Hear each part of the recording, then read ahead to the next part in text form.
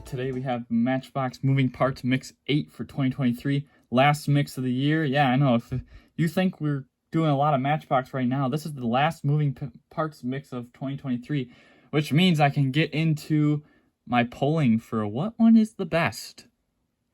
I'm going to have my choices, and I'm going to leave it up to the Instagram voters to pick theirs. And I might add a couple of them to the best of the year voting, which considers all brands. You know, like I said, not trying to copy Lamley, just trying to improve what he's already established, because we know how odd some of the choices are between the viewers, you know. And I'm not going to do worst. That's not fair, because none of them are bad at all, or most disappointing, as he says. I might say a couple, but I'm not going to let the people choose, because the people don't know how to choose. Anyway, let's get into mix 8 of 2023. Easily the best mix of the year. I said mix 10 for the main line might be the best. I mean, that's a very hard choice. This one easily is the best. And I'm not saying the other ones are bad. Just this one was so loaded with models that it's great. So I am missing the anniversary model, but it is coming in the mail from Diecast Car Guru, so we'll take a look at that. When we get it, it's the Chevy C10, and then there's the Seagrave fire truck, right? I think it's a Seagrave. I don't really care for the fire truck, but he was able to find me the C10, but I don't have it here in person. But that's okay, because I don't open the 50th or the 60th anniversary models anyway. So let's take a look at the 2020 Ram Rebel. I still think this casting's off. Like, the artwork looks a lot better than the model. And it's a typical thing with the moving parts vehicles, as you'll see throughout this video, to put the real rims on the packaging, but then the ones they give it don't match at all. These are way too big, I think, honestly. Still a really nice release in white. I just don't like the rims. And see, something like that, you know, it's not bad, but it's not good enough to be the best. You know what I'm saying? So, you know, this one easily will not make it into the voting for best of the year. And it's not a new model, so it won't make it into any of the polling, but it's still a really good release besides the wheels. You get nice headlight details. You got the Ram on the grill with the Rebel grill detailing, which I like. It's probably my favorite Ram front end is the Rebel. You got your trim down below, which I think it's supposed to be like a silver-ish. Yeah, they don't really copy that well with the grainy detailing, which is weird because the headlights aren't grainy. So you could probably remove the headlights, but you do have the vents on the hood, which are grainy as well. Taillights are not, and the rear decals are not grainy either, so these ones are probably removable. See, I don't know why the inconsistencies there with the grainy front details, but then the regular rear details. Okay, whatever. Ram Rebel. Yeah, I don't care for these wheels on here, really. They should have used the smaller centers. No detail on the engine. I don't even know if the premium version did. I don't remember. Sunroof. And just white, no pearl white or anything, but that's okay. It's a truck. It doesn't have to be too fancy. And there is the Ram Rebel. And the other recolor of the case, besides the 60th anniversary models, 1996 Mitsubishi Lancer Evolution 4, right? Yes, it's the Evo 4.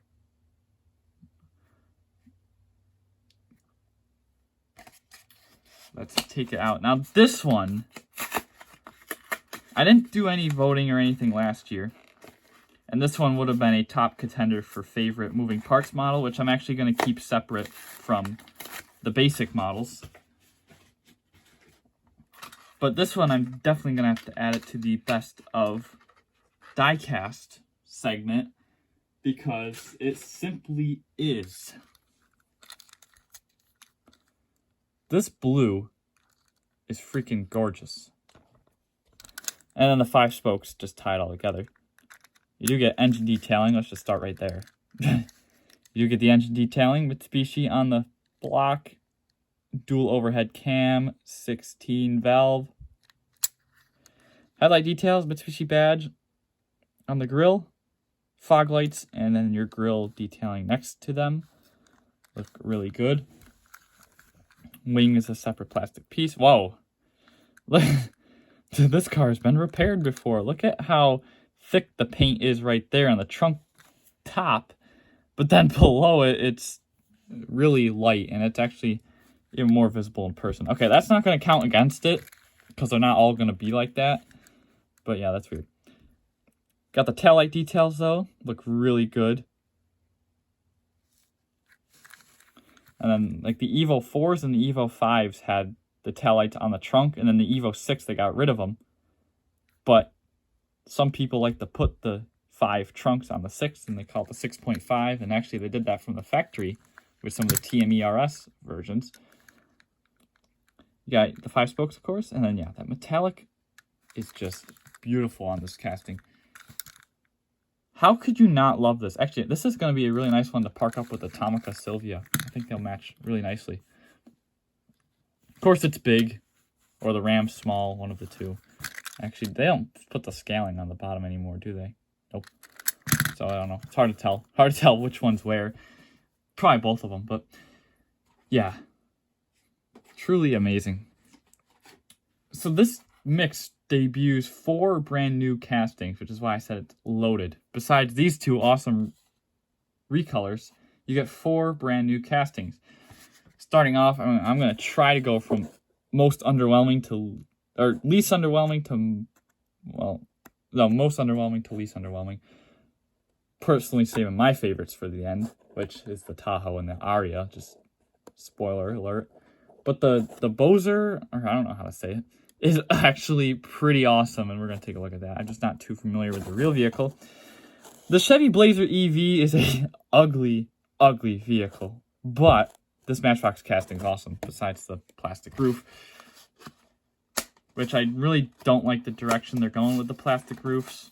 It kind of seems like it's a trend, and if they're not going to paint the roofs, then there's no really point in doing them, because it just makes them look worse. And the Blazer EV is already pretty bad, so it's, I guess you can make it worse all you want, but the Ariya doesn't deserve it. Of course, you got the SS badging on the front there, which I'm surprised they can do. Of course, it's not legible, so it's not going to make anybody complain anyway. Don't know why I should, but, you know, there's issues with that. You got all your black trim on the front here. The whole front end of this thing's pretty much black. And then you got your headlights across the front there. You do have an opening hood to showcase your engine or motor. Yeah, no frunk like the Teslas. None of that. Got your side trim piece there. It kind of makes it look like a Corvette. Also, shouldn't it be back farther? No? Okay. We got styling cues from the Corvette. And then we got 3 different pieces on the, or 2 different pieces on the rear bumper here. This one coming up from the base, and then the black piece from the interior that follows all the way around, the side skirts and all that. Taillights here aren't bad. They're very Buick-like. Blazer with the green E, of course. SS on the tailgate as well. You got the black Chevy badge. And your full clear roof, which looks awful. But at least it's tinted. So it doesn't look too appalling like the Land Rover. This one does have mirrors, though, which is nice. And yeah. Pretty solid casting. This probably won't be anybody's favorite. It's not a bad casting. It's actually a really good representation of an ugly vehicle, as we see time after time after time. This is probably worse than Teslas, and they're not, you know, they're not ugly, but they're just pretty boring looking. No, this one's ugly. This is not like, oh, you remember the Pontiac Aztec? Well, let's make it electric. There you go. Okay. That one will, of course, go into the new model polls, but I don't know if it will go into my best release polls. This one might. The Bollinger? I think that's how you pronounce it. The Bollinger B2. This is a feat for Matchbox, and I think they handled it extremely well. We're going to take a look at this. Oh, came off the card really easily.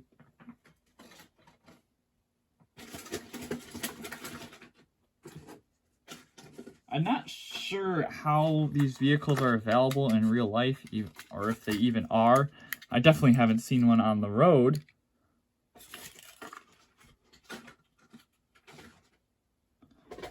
But we're going to take a look here. This is a very revolutionary truck, and it just looks like an old Defender from the outside. Of course, it's electric, but we're going to take a look at some of the features.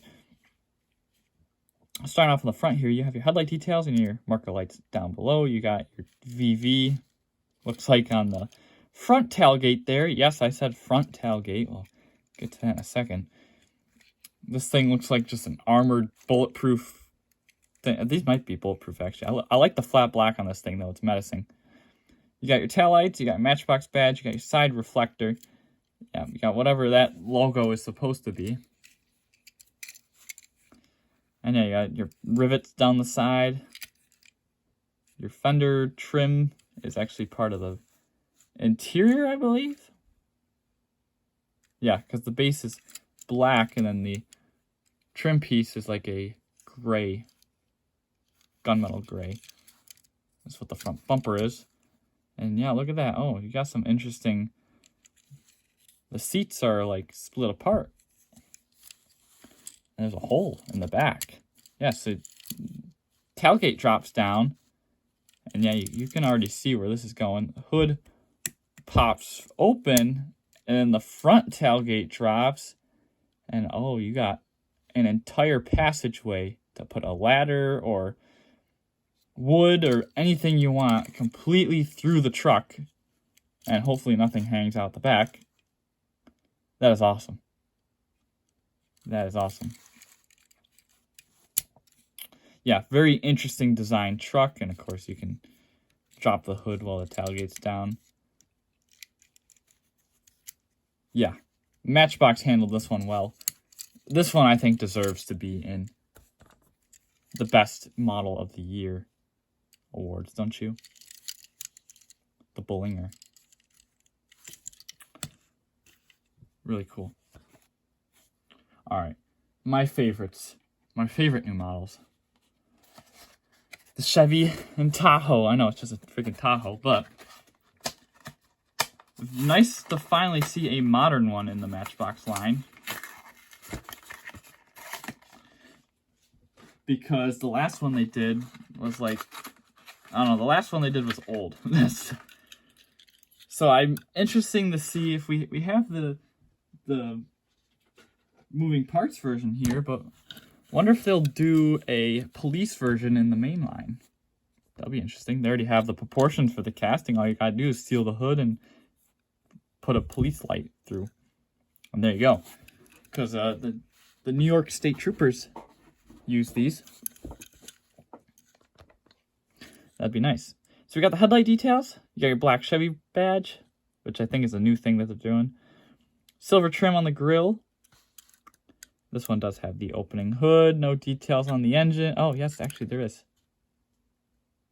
It's just hard to very see in there. You can see the red and then the gray wiring and all that. A little bit of detailing. The hood, it doesn't shut too good, unfortunately. Like, I fixed the Evo. The Evo looks really good. I think maybe with some of the new releases, it will look better. Taillights look good. It kind of looks like they have like a gloss reflection on them. Just that white streak there. Tahoe on the back. Chevy bow tie, your silver trim.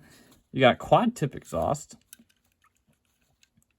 And then you got your little Chevy antenna there, which is interesting. I like little detail. This one also has side view mirrors, and the Ariya does too. So actually all the new models have side view mirrors, and the other two do as well. Nice to see Matchbox paving into that. This one has the metallic black finish again, just like the Mazda. Yeah, that's like the same color too. The Mazda just seems like it's lacking clear coat for some reason.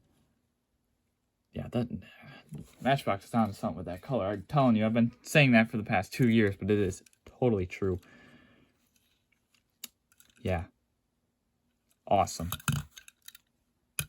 Awesome right there. Actually.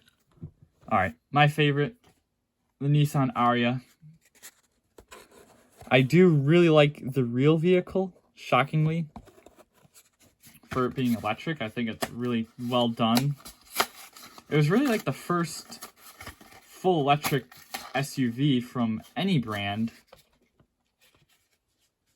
besides Tesla. I mean, it was in response to Tesla, and this probably wouldn't exist without Tesla. But yeah, it was really like the first fully electric SUV to kind of show up after Tesla's popularity. And it's actually not bad looking. It has the new design language for Nissan. I like it. Of course, Matchbox and their stupid plastic roofs. But this one isn't too bad because at least I know where to put the Sharpie with that texture, because this one will be kind of hard to actually stay in the lines here. But I could paint the roof black on the Nissan and then add the silver trim because that's all lined out for me. Actually, this thing will look awesome when I paint that trim piece. I actually might do that after the awards are done. Yeah, this is actually really nice casting. And, hold on, we're gonna compare it to the Tomica, because why not? The Tomica is a way more attractive color and a way more accurate color than the Matchbox, because this looks weird. But first we'll take a look at the detailing. We got the headlight details, got the entire black front end, which the Tomica one is lens, so it's a little better detailed.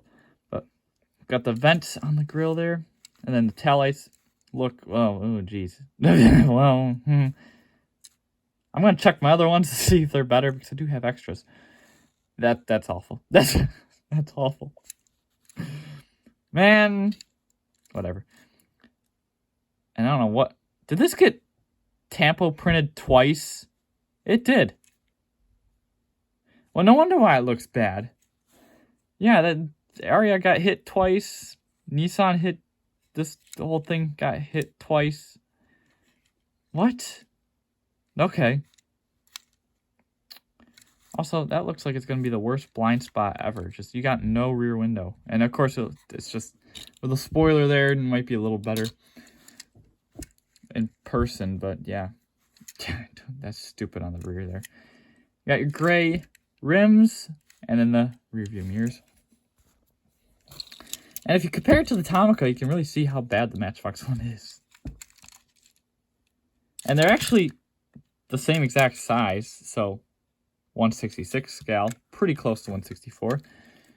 And you're going to see slight differences in the US market version versus the Japanese market version, being, for some reason, the US market one has 2 antennas and the Japanese one has 1.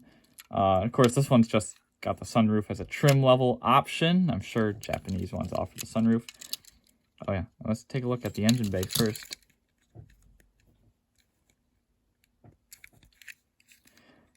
Boom, all that electrical wiring and stuff. No frunk. Ran out of storage. But no big deal because we're almost done. Yeah, but they're actually pretty comparable. Everything is the same size. Tomica doesn't have mirrors, of course. And of course, Tomica does not do the red detailing on the rear for whatever reason. But yeah, they do pretty much, the lower grills are plastic, the rest is metal. Same thing, the lower bumper is plastic, rest is metal. But the roof on the Tomica is metal and actual detailed, while the Matchbox isn't. So yeah, and Tomica's got a much better color. Oh, and yeah, the Tomica has the EV charging ports on both sides, interestingly, but Matchbox only has it on the one side. I don't know what's going on there. Maybe only the US ones have it on just the passenger side. I thought it was supposed to be on the passenger side of the vehicles, which is why the Tomica one I thought had it over here, but then I saw it on the other side. I'm like, wait, what? So whatever.